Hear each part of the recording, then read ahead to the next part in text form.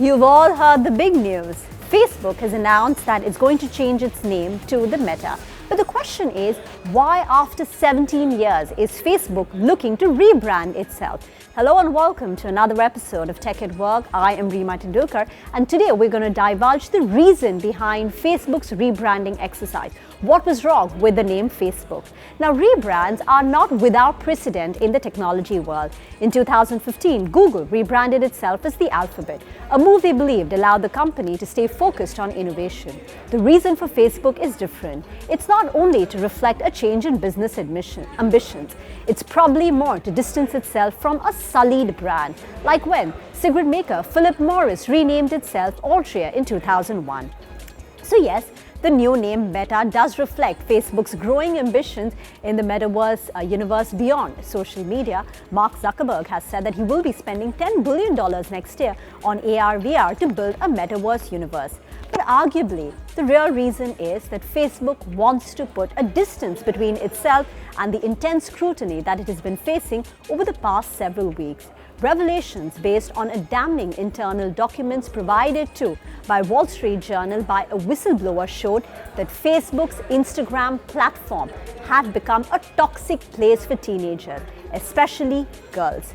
Just to rewind and tell you what the issue at hand really is. Now, internal documents show that at least since 2019, 2 years ago, the staff at Facebook was studying the impact of their product on younger users' state of mind. The Wall Street report says one slide from an internal presentation showed that Instagram made body issues worse for 1 out of 3 teenage girls. That is worrying, right? 1 out of 3 teenage girls faced body issues because of being on Instagram. 32% of the teen girls said that when they felt bad about their bodies, Instagram made them feel worse. That is what a subsequent presentation made in March 2020 reported. And another slide said that teens blame Instagram for an increase in their anxiety levels as well as depression. Now, the worry is that Facebook kept this internal research secret for 2 years, 2 long years. Facebook's own employees, in a way, have lost faith in the company's ability to make good decisions or prioritize users' well-being on their platforms. The other concern which has risen is that the company was losing traction with the younger generations. Internal documents, which have again been leaked, and conversations with insiders to reports seem to suggest that teenage users of the Facebook app in the United States had declined by 13% since 2019 and were projected to drop 45% over the next 2 years, driving an overall decline in the daily users.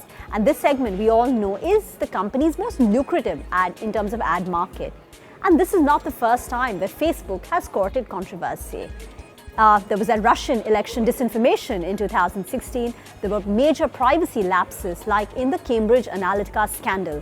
And now, come to 2021, there are concerns that Instagram has detrimental impact on younger people's mental health. So therefore, after 17 years of being called Facebook, the social networking parent company, which is behind Facebook, Instagram, WhatsApp, Oculus, has decided that it will give itself a new name. But will just changing a name to Meta be enough? A brand, after all, is a sum total of its decisions, of its behaviors, which is expressed in words, actions, and many other elements. If something just feels like Facebook, sounds like Facebook, acts like Facebook, you are bound to call it Facebook rather than a new name. Also, Facebook has 2.5 billion users, while Metaverse products are likely to have a few thousand users at most. So Metaverse is a product also which could be few years away from relevancy because currently it's still in an amorphous form for it to be successful.